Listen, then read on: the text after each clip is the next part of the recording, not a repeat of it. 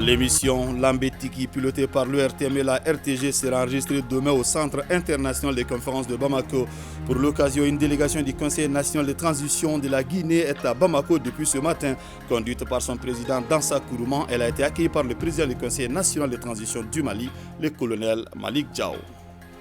Sommet des chefs d'État et de gouvernement du mouvement des non-alignés. La rencontre s'est tenue hier à Bakou, en Azerbaïdjan. Au nom du président de la transition, le ministre d'État, ministre de l'administration territoriale et de la décentralisation, a participé à la rencontre qui a porté sur la reprise post-Covid-19. Le projet régional d'appui au pastoralisme au Sahel, PRAPS, renforce les capacités de ses structures d'exécution. L'appui est composé de matériel roulant, d'équipements et de vaccins. Pour cette opération, le projet a déboursé 1,173 milliard de francs CFA. Vous êtes nombreux à nous regarder à travers le monde. Bonsoir à vous, merci et bienvenue dans ce 20h. Une forte délégation du Conseil national de transition de la Guinée est à Bamako depuis ce matin, conduite par son président Dansa Kourouman. La délégation a été accueillie à l'aéroport président Modibo Keïta Sénou par le président du Conseil national de transition du Mali. Dansa Kourouman et ses collègues sont à Bamako dans le cadre de l'enregistrement de l'émission Lambetigi. Nyanya Alou Traoré. C'est tout sourire que le président du Conseil national de transition, le colonel Malik Diao, accueille son homologue de la Guinée-Conakry. Dansa Kourouma et sa délégation viennent participer à l'enregistrement ce samedi 4 mars 2023 de l'émission Lambetigi, une coproduction ORTM-RTG, un signe de plus de la robustesse des relations de coopération et de partenariat existants entre nos deux pays. Maliens et Guinéens, main dans la main pour réussir le pari de la refondation. Et le concept Lambetigi est plus que d'actualité. On a coutume d'attendre qu'un peuple qui ne connaît pas son passé, ses origines et sa culture ressemble à un arbre sans racines. Lambetigi offre justement l'opportunité aux téléspectateurs de nos deux pays en transition de consolider nos acquis pour mieux appréhender l'avenir de nos nations. D'où l'adhésion totale et entière des deux présidents à cette émission télévisuelle. Cet événement important qui coïncide d'ailleurs à un moment important de notre histoire, c'est cette période de refondation, de réconfiguration, de réorientation. Quand on parle de culture dans ce contexte, ça a tout son pesant d'or. L'Afrique doit se réinventer à travers une juste interprétation du passé qui doit être bien dosée en tenant compte des défis du moment et bien préparer l'avenir. Je voulais tout d'abord féliciter les deux médias d'État, à savoir le RTM et la RTG, pour cette belle initiative qui s'inscrit dans la réalité actuelle. Nous avons ces devoirs déterminés, c'est que nos devanciers avaient commencé. Nous sommes engagés dans des réformes dans toutes les dimensions. Je profite de l'occasion pour remercier les deux peuples pour la concrétisation de la vision de nos chefs d'État. Nous savons que les deux peuples traversent une période difficile, mais nous restons optimistes, réussir nos transitions sur tous les plans et particulièrement dans le domaine de la culture. Lambetigi sera une co-animation malienne et guinéenne. Elle sera enregistrée au CICB autour du thème Mali-Guinée, une histoire, des traditions et des valeurs communes.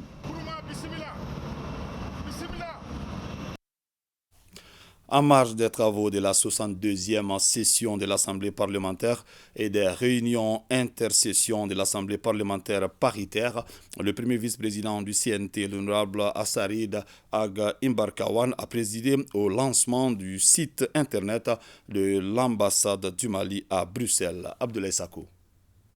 Il suffit de cliquer sur le lien que vous voyez. C'est celui-ci. Alors, voilà. Parfait. C'est un lifting ou du moins une véritable cure de jouvence que bénéficie le site web de l'ambassade du Mali à Bruxelles. Au-delà de l'aspect esthétique, le changement est profond. Créé en 2008, c'est un site qui s'est désormais mis à l'heure du temps avec des fonctionnalités qui permettront de mieux vendre le pays. Dans ce que nous traversons aujourd'hui, je crois que la communication joue un rôle essentiel. Et dans les missions diplomatiques et consulaires, nous avons comme mission d'essayer de positiver les discours, si on veut, ou les narratifs sur notre pays. Et les réseaux sociaux aujourd'hui jouent un rôle majeur dans ce contexte-là. Ce que nous avons voulu, c'est que nous ayons un site qui informe la communauté internationale sur l'actualité de notre pays. Et sur ce plan, nous avons voulu travailler pour permettre un gain de temps et surtout expliquer à nos compatriotes quels sont les types de prestations que nous fournissons. Pour cette opération de relooking, l'ambassade a fait recours au talent des jeunes Maliens vivant à Bruxelles. Et pour son pays, il a fait le travail de manière bénévole. Nous avons donc créé un nouveau site web, donc de zéro. Le site web qui existait avant avait besoin d'être modernisé. Il existait depuis 2008 et nous voulions y apporter des modifications qui facilitent le visionnage du site et également facilitent le visionnage pour les utilisateurs. Cette initiative de mieux faire voir les potentialités qu'offre notre pays est du goût des autorités de la transition, car il doit permettre surtout de faciliter les échanges avec les partenaires de notre pays. Je voudrais simplement féliciter son Excellence, Monsieur l'Ambassadeur, pour avoir eu l'initiative de faire ce site-là pour notre ambassade à Bruxelles. Vous savez quelle est l'importance de cette ambassade, parce que c'est à partir de cette ambassade que nous coopérons avec tous les pays de l'Union européenne. Les travaux sur le site web de l'ambassade du Mali à Bruxelles doivent être totalement achevés dans une semaine pour le plus grand bonheur des usagers. Le ministre d'État, ministre de l'administration territoriale et de la décentralisation a représenté hier à Bakou, en Azerbaïdjan, le président de la transition au sommet des chefs d'État et de gouvernement des mouvements des non-alignés. La réunion a porté sur la reprise post-Covid-19. Dans son intervention, le colonel Abdoulaye Maïga a rappelé les efforts consentis par le Mali pour atténuer les conséquences de la pandémie sur la population. Je vous propose de suivre un extrait de son discours. Monsieur le Président, il y a 61 ans que notre organisation commune, le mouvement des non-alignés, a été porté sur les fonds baptismaux à Belgrade. C'est l'occasion pour moi de rendre un vibrant hommage aux illustres fondateurs du mouvement dont la vision demeure encore d'actualité aujourd'hui et plus que jamais. Dans ce contexte, le Mali salue le choix du thème de notre présente réunion, à savoir la réponse au Covid-19 sur la reprise mondiale post-pandémique qui nous offre ainsi l'opportunité de renforcer notre résilience, de reconstruire en mieux et durablement dans un esprit de solidarité, de coopération internationale, tout en respectant la souveraineté et les choix des peuples. Dès les premières flambées de la pandémie à coronavirus au niveau mondial, le Mali, mon pays, a élaboré et mis en place un plan d'action axé notamment sur la coordination, la surveillance, la prévention et le contrôle de l'infection, la prise en charge, la communication et la mobilisation sociale, ainsi que le suivi et évaluation. Grâce à ces efforts du gouvernement du Mali, avec l'appui de partenaires bilatéraux et multilatéraux, que je salue précisément, l'Organisation mondiale de la santé, nous avons atteint une couverture vaccinale très appréciable. Le Mali a toujours fait le choix d'une approche centrée sur le capital humain et les droits de l'homme. À cet égard, le gouvernement de la transition s'est résolument engagé à appuyer les secteurs sinistrés, les ménages vulnérables touchés par la pandémie de la Covid-19, conformément au plan d'action du gouvernement. En organisant le retour à un ordre constitutionnel, gage de paix et de stabilité, et tout en éradiquant le terrorisme et l'extrémisme violent, activement soutenu par des autorités françaises nostalgiques d'un passé colonial, inhumain et dégradant. À ce sujet, le Mali a demandé la tenue d'une session spéciale du Conseil de sécurité des Nations Unies pour présenter au monde entier des preuves de l'implication de la France dans la promotion du terrorisme dans mon pays. Aujourd'hui, grâce à la détermination de son Excellence le Président de la Transition, chef de l'État, le colonel Assimi Goïta, les forces armées de sécurité équipées et réarmées moralement remportent des succès éclatants contre des groupes terroristes de plus en plus affaiblis. Le gouvernement du Mali, sous le leadership du Président de la Transition, chef de l'État, son Excellence le colonel Assimi Goïta, reste engagé au sein du mouvement et autres organisations internationales communes afin de résoudre des défis communs, conformément à sa vision et ses principes édictés pour la conduite de l'action publique, à savoir le respect de la souveraineté, le respect des choix de partenariat et des choix stratégiques, et enfin la prise en compte des intérêts du peuple malien dans toutes les décisions.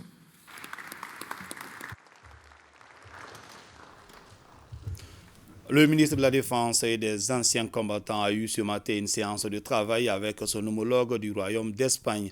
Au centre des échanges, le renforcement des relations d'amitié et de coopération entre les deux pays. Auparavant, le ministre espagnol avait rendu visite au contingent espagnol présent au Mali dans le cadre de l'amunissement. Je vous propose d'écouter Margarita Robles Ferradez à l'issue bien sûr de cette séance de travail avec le colonel Sadio Camara. La relation entre le Mali et l'Espagne sont des relations d'amitié, de coopération. Nous respectons beaucoup le Mali. Nous pensons qu'il faut respecter tous les processus des pays. Et en ce cas, je peux dire que le Mali et l'Espagne, nous partageons des valeurs très importantes et nous travaillerons toujours unis avec le respect, la sincérité. Et je dois remercier particulièrement Monsieur le ministre qui nous a très bien reçus et qui nous avons vu que nous partageons beaucoup de choses et beaucoup de valeurs. Et pour moi, le plus important, c'est mettre en valeur les relations entre le Mali et l'Espagne. Ce sont des pays qui sont des pays amis, qui sont des pays frères. Je suis venue ici aussi pour visiter les contingents espagnols, les militaires espagnols, qui ont de très bonnes relations et de respect avec le Mali. Ils sont très fiers d'être ici. Et le plus important pour nous, et je vais répéter le ministre, et je vais inviter les ministres de venir en Espagne, s'ils veulent venir en Espagne. C'est très important, nous devons continuer en partageant des valeurs, pas seulement la relation bilatérale, mais aussi les missions de l'Union européenne. C'est une mission qu'il faut étudier. L'Espagne est engagée, mais toujours est engagée à la mission avec le respect et la coopération avec le Mali.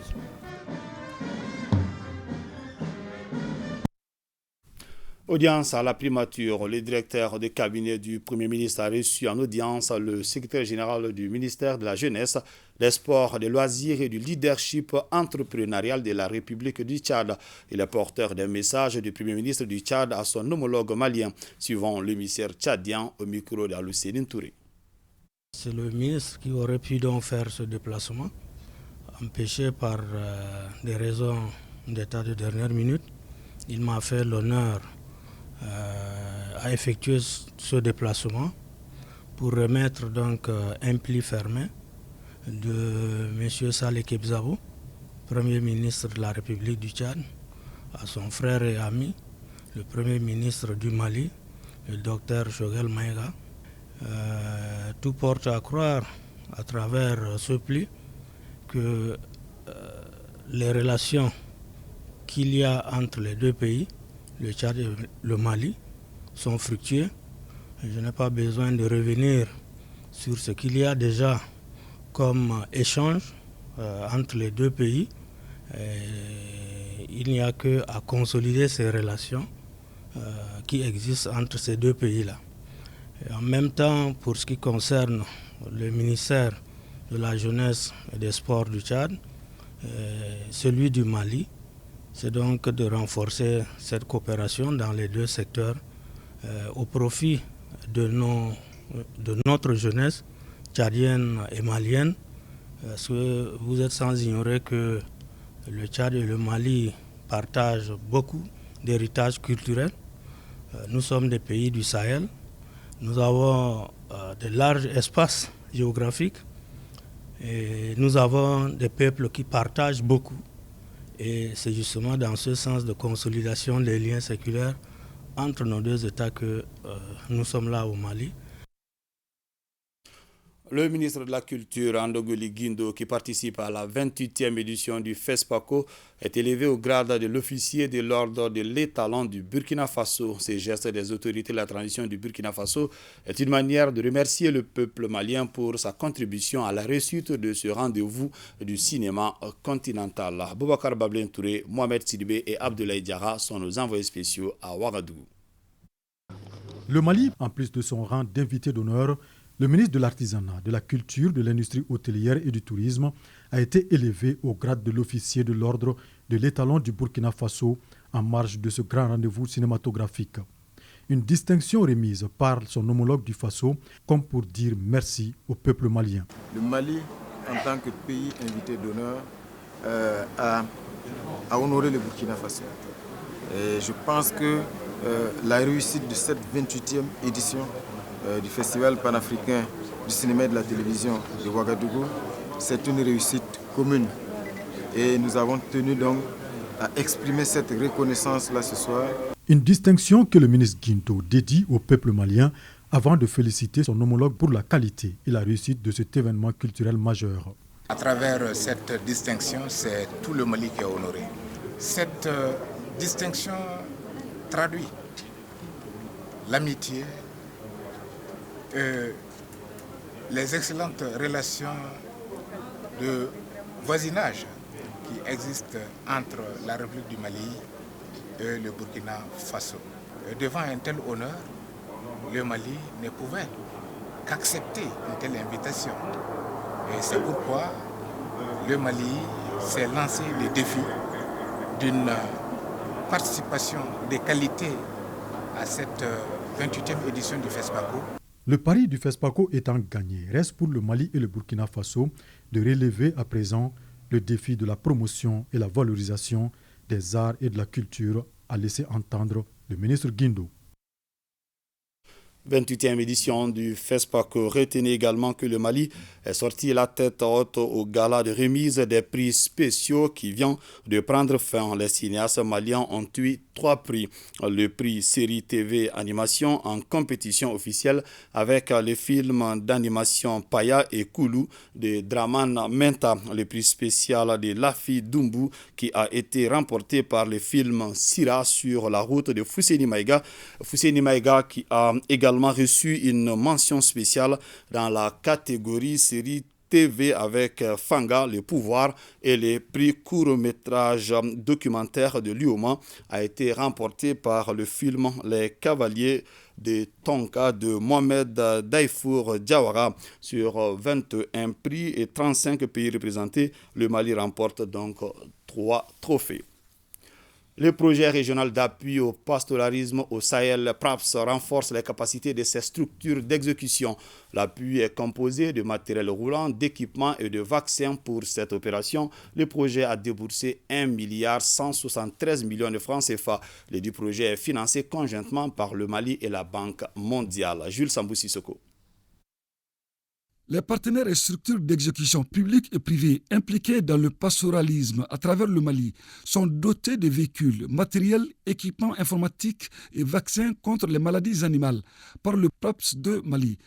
La répartition de ces acquisitions, 19 véhicules sont destinés à la Direction nationale des productions et des industries animales, à la Direction nationale des services vétérinaires, à l'Ordre des vétérinaires du Mali, au laboratoire central vétérinaire, au Centre national d'appui à la santé animale, à la Direction nationale de l'hydraulique, à l'Observatoire du marché au Mans et à l'interprofession de la filière bétail-viande. 100 pêches destinées aux vaccinateurs publics et privés, 60 chaînes de froid pour la conservation et le transport de vaccins, 10 millions de doses de vaccins contre la péripneumonie contagieuse bovine et la peste des petits ruminants en appui à la campagne de vaccination. Améliorer la résilience des pasteurs et agropasteurs dans certaines zones du Sahel, c'est ce qui justifie l'accompagnement précieux de la Banque mondiale. L'ambition du groupe de la Banque mondiale est de parvenir à l'éradication de la peste des petits ruminants, chèvres, les ovins et les caprins, et la minimisation des impacts de la pneumonie contagieuse bovine. Toutefois, l'atteinte de cet ambitieux objectif nécessitera une transparence. La valeur totale de ce lot est évaluée à 1,173 472 550 francs CFA. Je voudrais également, au nom des hautes autorités nationales du Mali, son Excellence, le colonel Assimi Goïta, président de la transition, chef de l'État, le docteur Choguel Kokala Maïga, premier ministre chef du gouvernement, et au mien propre, et remercier la Banque mondiale. Le PROPS 2 Mali, qui renforce les acquis du premier, va durer jusqu'en 2027. À noter que le PROPS intervient dans 6 pays du Sahel, le Burkina Faso, la Mauritanie, le Niger, le Sénégal, le Tchad et le Mali. Le séminaire de haut niveau sur les guides pratiques de gestion des crises et catastrophes vient de prendre fin ici à Bamako. La session a été organisée par le Centre de coordination et de gestion des crises et catastrophes. Batraouri. Au terme de 10 jours d'échanges sur le guide pratique de gestion des crises et catastrophes, les participants ont adopté une panoplie de recommandations. Des recommandations qui visent à anticiper ou minimiser les risques et catastrophes au sein des communautés. Le niveau cercle étant mentionné comme le niveau local, c'est de prendre en compte cette dimension, c'est de renforcer les acteurs au niveau cercle. Et l'une des recommandations phares aussi, c'est vraiment l'identification des acteurs au niveau cercle qui ont été formés pour qu'ils puissent ensemble animer cette plateforme dans le cadre d'une préparation en vue des catastrophes et éventuellement dans la réponse à apporter lorsque surviennent les crises. La cérémonie d'aujourd'hui de clôture et de séminaire de haut niveau est le point culminant en termes de formation et d'apprentissage. Et donc, je vous exprime les mes plus grandes estimations pour votre résultat obtenu et pour votre engagement. La satisfaction est grande pour les 60 préfets qui ont suivi la rencontre. La qualité des débats, des interventions et des propositions d'amélioration faites par les participants montre que l'objectif fixé a été atteint par ces séminaires. Le représentant du ministre de la Sécurité et de la Protection civile mesure l'importance de cette session au regard du rôle des participants au sein des communautés à la base. Nous sommes heureux de pouvoir compter, Mesdames et Messieurs les préfets, sur votre leadership au niveau local dans le cadre de la prévention, de la préparation et de la réponse avec efficacité aux crises et catastrophes. À cela s'ajoute votre indispensable et salvatrice participation en ce qui concerne les aspects liés à la reconstruction et à la réhabilitation. Une importance particulière sera accordée aux recommandations de la session. Cette assurance est donnée par le représentant du ministère de la Sécurité et de la Protection civile. Avec moi dans ces studios, Abdul Karim Kaba pour la lecture de quelques communiqués déposés à notre rédaction, communiqués relatifs au projet de la nouvelle constitution. Abdul Karim Kaba, bonsoir. Bonsoir Foussine Tounkara, bonsoir à tous. Le Conseil général de la tribu Kel Ansar de Tombouctou adresse ses vives et chaleureuses félicitations au président de la transition, le colonel Assimi Goïta, ainsi qu'à la Commission nationale de finalisation du projet de la nouvelle constitution. Abondant dans le même sens, la forçate civile tient à adresser ses vives félicitations à la Commission, le président de la transition, le colonel Assimi Goïta, et l'ensemble des volontés qui ont contribué à ce succès. Quant à l'Alliance pour la refondation du Mali, AREMA, elle a accueilli avec joie et satisfaction la remise au président de la transition, le colonel Assimi Goïta, le document définitif du projet de la nouvelle constitution. Le grand forum du Manding ou Manding Blomba salue le projet de constitution qui prend en compte les insuffisances constatées dans la pratique des précédentes. Le mouvement patriotique pour la solidarité nationale Mali Kanou a suivi avec une attention particulière la remise du projet de la nouvelle constitution au président de la transition, le colonel Assimi Goïta, par la commission de finalisation.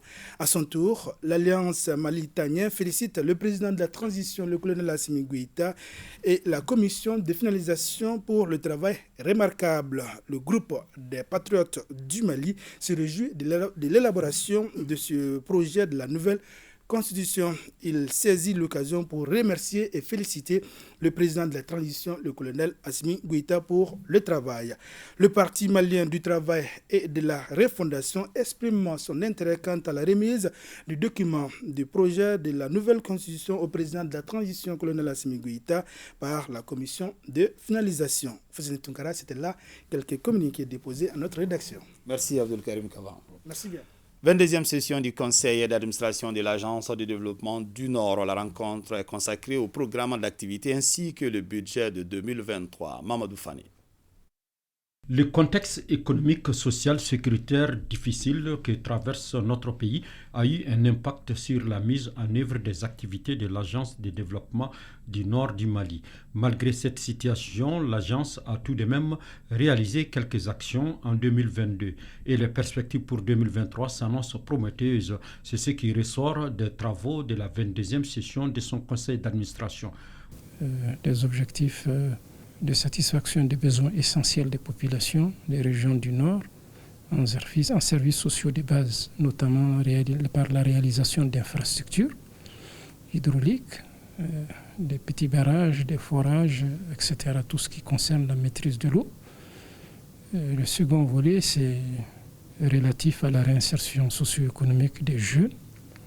Nous avons prévu un budget de 2,8 milliards environ, mais c'est un budget qui peut évoluer dès que nous aurions réussi à mobiliser certains partenaires. Face aux résultats obtenus par l'Agence du développement du Nord, nous devrions continuer à l'accompagner pour lui permettre de relever les nombreux défis qui sont également ceux identifiés par le gouvernement, notamment l'accompagnement des populations déplacées des régions du nord du Mali du fait de l'insécurité. J'attends de vous, messieurs les administrateurs, des décisions et recommandations pertinentes. À l'issue de cette 22e session, l'Agence pour le développement du Nord du Mali verra ses activités réorganisées et réorientées pour satisfaire les besoins des populations du Nord, tout en facilitant leur réinsertion dans des activités génératrices de revenus. 9e session ordinaire du conseil d'administration de l'école normale supérieure tenue ce matin. Les administrateurs ont examiné les rapports d'activité de l'année écoulée et échangé sur les perspectives. Bokari Koulibaly. Ils sont réunis ici, les administrateurs de l'école normale supérieure de Bamako. C'est à la faveur de la 9e session ordinaire du conseil d'administration de l'établissement. Au cours des travaux, ils vont échanger sur les rapports d'activité de 2022 et dégager les voies et moyens en vue d'atteindre les objectifs qui leur sont assignés. Au cours de la présente session, nos travaux porteront sur l'adoption du rapport d'activité 2021-2022, l'approbation du budget 2023 de l'UNSUP qui est équilibré en recettes et en dépenses à 2 322 947 000 francs CFA. Aussi voudrais-je vous exhorter à procéder à une analyse critique des documents qui nous sont soumis afin que sortent de cette session des résolutions pertinentes pour la réussite et la pérennisation des activités de l'école. Il ressort que les résultats de l'année 2022 sont satisfaisants, à la clé des perspectives pour l'année en cours. L'année 2022, pratiquement tous les semestres, n'est-ce pas, qui étaient en cours, alors ont bouclé, n'est-ce pas, leur cycle sans problème. Pour cette année, alors nous voudrons effectivement faire en sorte que les activités au niveau de la cellule interne d'assurance qualité, n'est-ce pas, puissent être poursuivies. Parce que nous sommes engagés, n'est-ce pas, dans la qualité pour l'évaluation de nos offres de formation. Créée en 1963, l'école normale supérieure est l'une des plus anciennes écoles du Mali.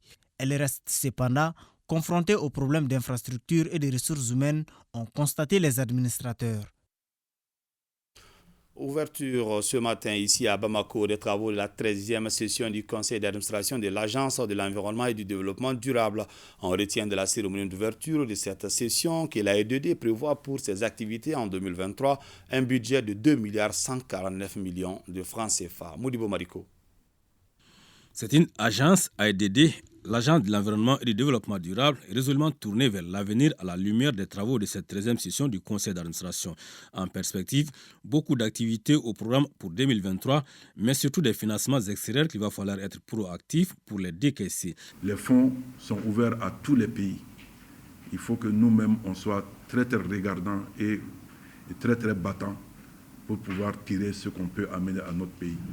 Le Fonds vert climat, le FEM, le Fonds d'adaptation et autres fonds mobilisés par la BAD, par la BOAD, par la Banque mondiale et autres.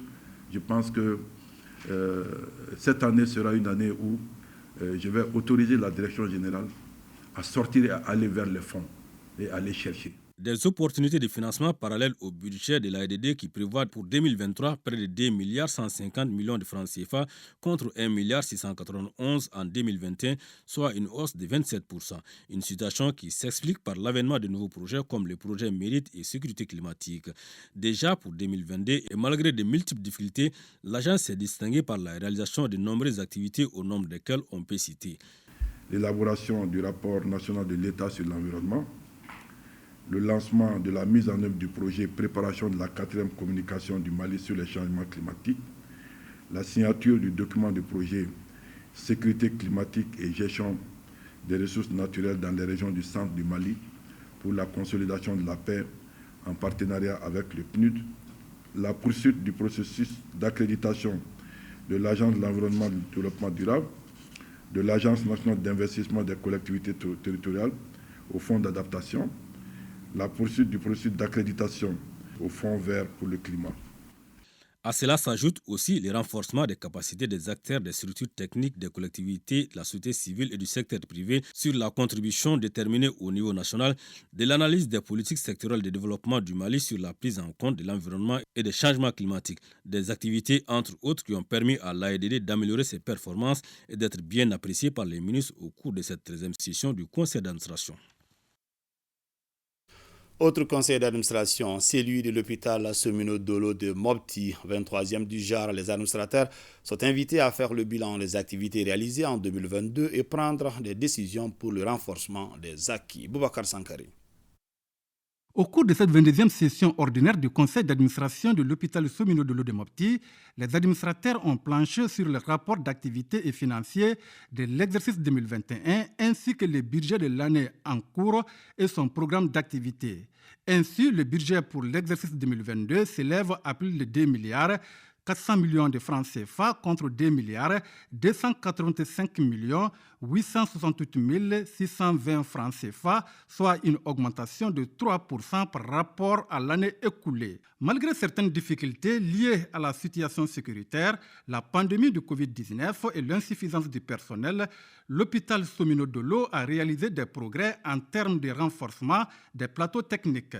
Il s'agit de consultations curatives réalisées à 67,7%, d'interventions chirurgicales réalisées à 112,7%, d'hospitalisation réalisée à 83,91%. L'année 2022, il est attendu une croissance. Cette croissance est attendue surtout dans la mobilisation des ressources des partenaires et des fonds propres. Nous comptons sur cette croissance par rapport à certaines nouvelles activités. Il y a le centre de recherche et de lutte contre la drépanocytose, il y a la transfusion sanguine, le renforcement de la dialyse. L'hôpital a effectué aussi au cours de l'exercice 2021 plus de 30 000 consultations dans ses différents services, cela pour le mieux-être de la population de Mopti. Nous restons sur place à informer les autorités régionales et les populations bénéficiaires du projet sur le projet bien sûr communautaire de relèvement et de stabilisation au Sahel. Tel est l'objectif du comité régional qui a regroupé l'ensemble des acteurs impliqués dans la mise en œuvre du projet dans la région de Badiankara. Idrissa Keita. World Vision multiplie ses actions en faveur des populations sur l'assistance nutritionnelle. Réunis ici à Mopti, les autorités administratives et politiques, les services techniques et les districts sanitaires bénéficiaires s'imprègnent du nouveau projet intitulé « Réponse d'urgence aux besoins nutritionnels des populations déplacées internes et hautes ». La région de Mopti ayant 2 750 329 personnes en besoin d'une intervention humanitaire, seules 1 347 787 personnes ont été ciblées par le programme humanitaire et 1 633 966 sont restés dans le besoin. Ce projet ainsi lancé est financé par l'UNICEF à hauteur de 936 millions de francs CFA. Pour mieux appuyer ces populations vulnérables, le projet va s'appesantir sur plusieurs activités, dont la promotion des bonnes pratiques nutritionnelles et d'hygiène. Ce projet va toucher plus de 262 000 personnes, dont les enfants de 6 à 59 mois, plus de 89 000 femmes enceintes allaitantes, y compris les personnes déplacées internes.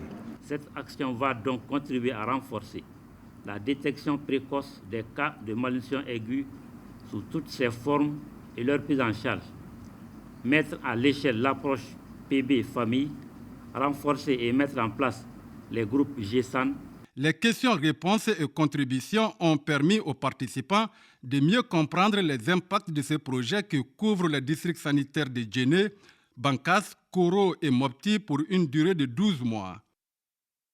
Nous restons à l'intérieur du pays. La Cité des Rails vient d'accueillir une délégation de la Banque mondiale dans le cadre de l'atelier national de consultation avec les parties prenantes.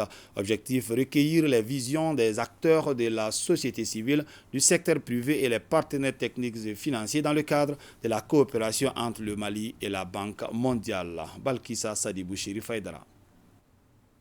Rencontrer les différents acteurs de la région de Caille afin de recueillir leurs visions et besoins en matière de coopération entre le Mali et la Banque mondiale, c'est la finalité recherchée par la Banque mondiale en initiant cet atelier dans la Cité des Rails. Il s'agira pour vous de vous prononcer sur les piliers de la coopération tels que retenus dans la note d'engagement pays. Nous sommes également intéressés par votre perspective sur les moyens de mieux soutenir la politique de la décentralisation en adéquation avec le développement de tous les acteurs, de tous les secteurs, singulièrement la fourniture des services sociaux de base. Nous souhaitons que vous nous donniez votre avis sans complaisance sur notre rapport au développement du Mali et les moyens de l'améliorer. Se réjouissant de l'organisation de cet atelier dans sa région, le gouverneur colonel Moussa Soumaré a rappelé que la note d'engagement pays qui sortira des échanges permettra de sceller un nouveau cadre de partenariat pour faire face aux défis de l'heure. Le contexte actuel oblige le gouvernement et ses partenaires techniques et financiers à mettre sur pied un nouveau cadre de partenariat à court terme afin d'assurer un mieux-être pour les ultimes bénéficiaires de la politique publique. La note d'engagement qui couvrira les exercices fiscaux 2023 et 2024 s'inscrit dans ce cadre. Elle met l'accent sur l'adoption d'actions à court terme qui soutiennent les efforts à moyen et à long terme du gouvernement pour faire face aux multiples facteurs de fragilité du pays. Regroupant les représentants des collectivités territoriales, la société civile, le secteur privé et les partenaires techniques et financiers, ce même exercice est prévu très prochainement à Mopti afin de recenser les aspirations profondes des populations à la base. Deuxième région, près de 407 millions de francs CFA. C'est le coût de réalisation d'une adduction d'eau potable gracieusement offerte à la commune rurale de Pimperna par le bureau de zone UNICEF de Sikasso. Sa réalisation s'inscrit dans le cadre de la mise en œuvre des ouvrages d'eau, d'hygiène et d'assainissement du plan de travail roulant 2022-2023 de l'UNICEF. Moussokoro Sérémé. Il aura fallu des années d'attente à la commune rurale de Pimperna pour bénéficier de son tout premier système d'adduction d'eau potable.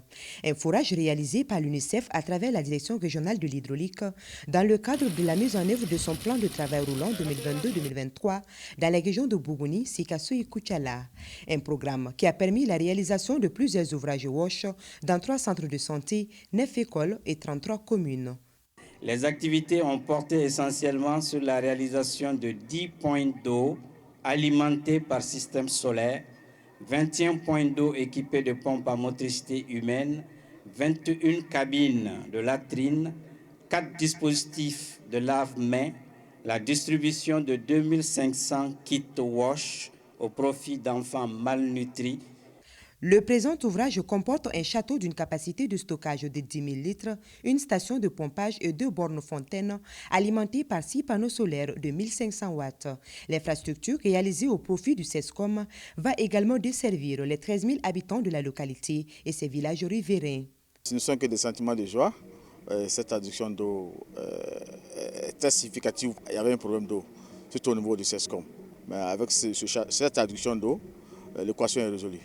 Cette cérémonie s'inscrit en parfaite cohérence avec les orientations stratégiques nationales, notamment le cadre pour la relance économique et le développement durable visant à contribuer et à améliorer les conditions d'accès des populations aux services sociaux de base. Près de 407 millions de francs CFA. C'est l'enveloppe qui a servi à la réalisation de différents ouvrages d'eau, d'hygiène et d'assainissement, dont le système d'adduction d'eau du Pimpernant, un financement des gouvernements de la Suède, de l'Allemagne et du Danemark.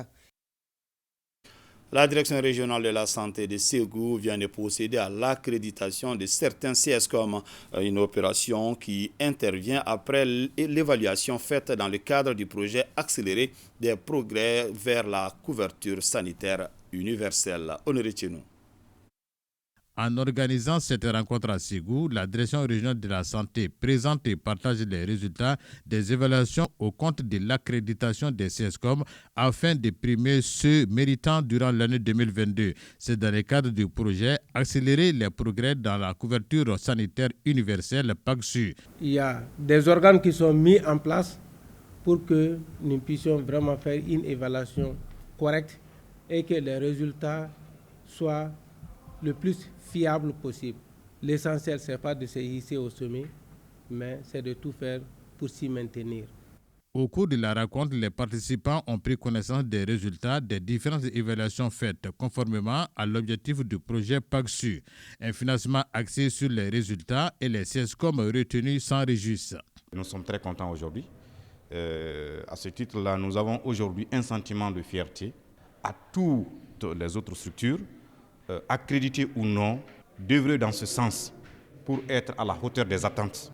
J'en appelle alors à l'engagement et à la persévérance de tous les acteurs de la santé de la région de Ségou, afin de saisir toutes les opportunités offertes par le PACSU d'ici la fin de l'année 2023, date de fin du projet. Il convient de rappeler que le projet PACSU œuvre pour l'amélioration de l'utilisation de la qualité des services de santé reproductive, maternelle, néonatale, infantile, adolescents et nutrition, surtout au sein des ménages les plus vulnérables.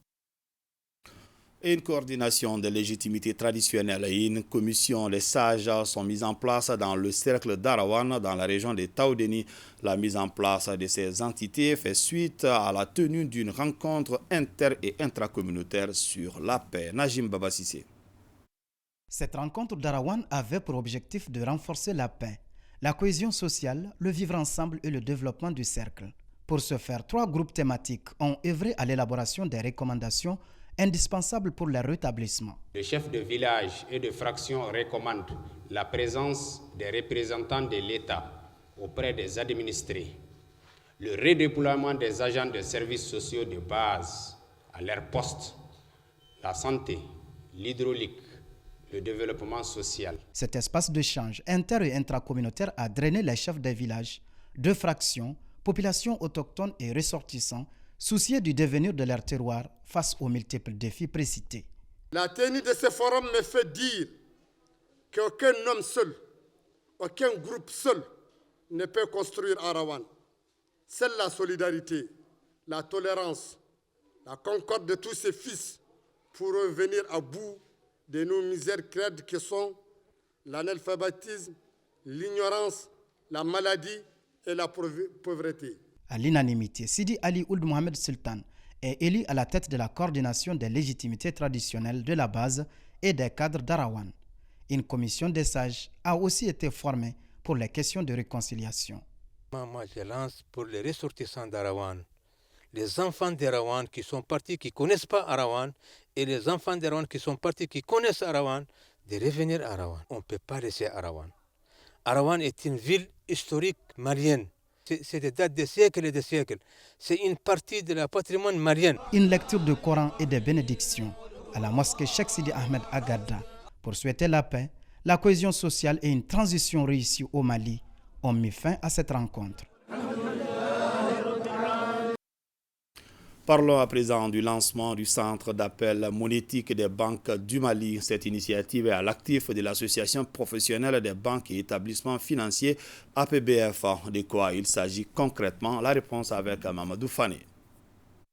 Des cartes magnétiques bloquées dans les guichets, des opérations bancaires non validées ou encore des perturbations des réseaux des banques. Fini désormais ces soucis rencontrés par les clients des banques du Mali. L'Association professionnelle des banques et établissements financiers du Mali a décidé de mettre à la disposition de ses clients une plateforme pour prendre en compte leurs préoccupations. L'Association professionnelle des banques et établissements financiers a décidé de mobiliser toutes ses équipes afin de trouver une solution adéquate. Ce centre dispose d'un système clair et fonctionnel pouvant recevoir les requêtes des clients efficacement. Ce centre d'appel monétique des banques est conçu pour recevoir 30 appels de façon simultanée et fonctionne de 8h à 0h, 7 jours sur 7, pour assurer la réception, la transmission, le traitement et le suivi des clients. Il s'agit notamment du renforcement de la sécurisation des transactions, de l'amélioration continue de la qualité et de la disponibilité du service. Nous osons espérer que ce centre d'appel sera l'outil qui fera oublier aux clients des banques toutes les difficultés liées aux réclamations relatives à l'utilisation des cartes magnétiques. Le lancement de ce centre permet de rapprocher les usagers de leur banque. Pour cela, 2 numéros sont mis à leur disposition. Il s'agit du 36 068 et du 20 70 57 50.